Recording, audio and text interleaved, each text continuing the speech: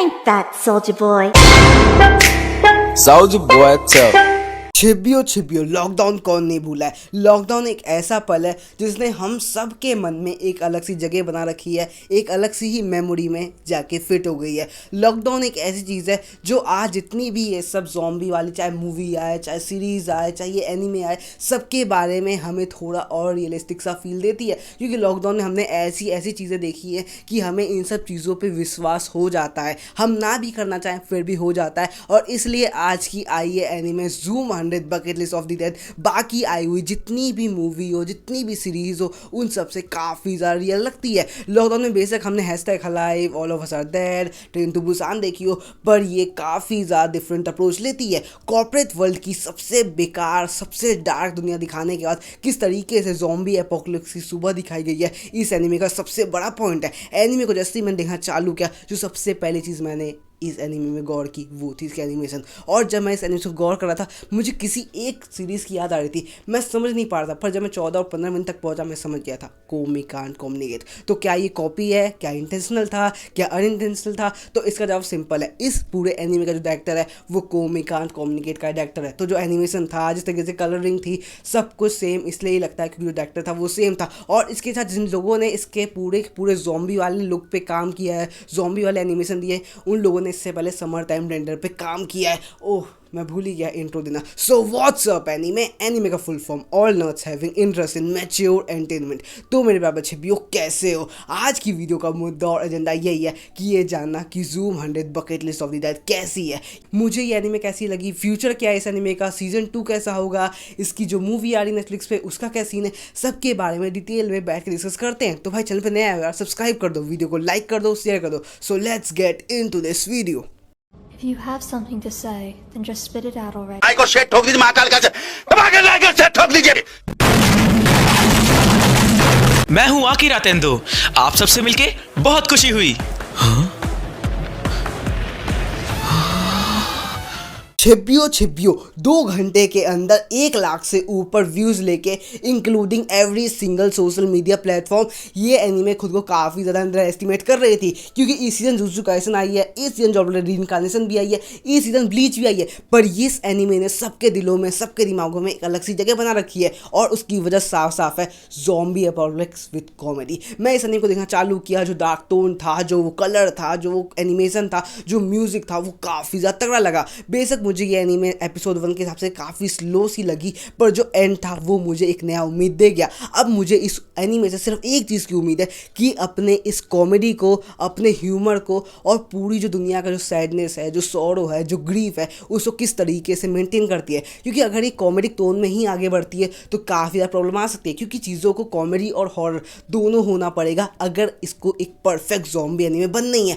पर इसके अलावा मैं जिस चीज़ की बात करना चाहता हूँ वो है नेटफ्लिक्स की मूवी, जो इसी एनीमे के ऊपर बन रही है। अब नेटफ्लिक्स जैसा बंदा जब एक एनीमे के ऊपर मूवी बनाता है, तो मैं भी जानता हूँ उसका क्या क्या हालत हो सकता है, तुम भी जानते हो क्या क्या हालत हो सकता है। फिर भी नेटफ्लिक्स बना रहा है और जो स्ट्रैटेजी अपना रहा है वो काफ़ी ज़्यादा तगड़ी है। देखो, एनीमे रिलीज हो गई है, एनीमे ने काफ़ी ज़्यादा हाइप ऑलरेडी पाल ली है, और इस हाइप के बाद इंग्लिश डब का सब लोग वेट करेंगे। पर इंग्लिश डब 6 अगस्त से पहले रिलीज़ नहीं होगा, और 3 अगस्त को नेटफ्लिक्स अपनी मूवी डाल देगा। फिर 3 अगस्त से 6 अगस्त तक 3 दिन तक अपने व्यूअरशिप के लिए रुकेगा। फिर 6 अगस्त को जाके ये इस एनीमे का इंग्लिश डब रिलीज होने देगा। तो नेटफ्लिक्स ने काफ़ी बड़ी प्लानिंग कर रखी है। सबसे पहले नेटफ्लिक्स ने इस एनीमे को तभी का तभी खरीदा जब इसकी राइट्स खरीदी हमारी कंपनी यानी बग फिल्म्स ने। उसके बाद नेटफ्लिक्स ने अपनी गलती को दोहराया नहीं। नेटफ्लिक्स ने पहले गलती ये की थी कि उसने एलिस इन द बॉर्डरलैंड के राइट तो खरीद लिए थे, पर एलिस इन द बॉर्डरलैंड को ना ही वो उतना क्रेज दे पाया, ना ही उतना वो हाइप उसकी मचा पाया, ना ही पब्लिक तक उसके बारे में बात पहुँचा पाया।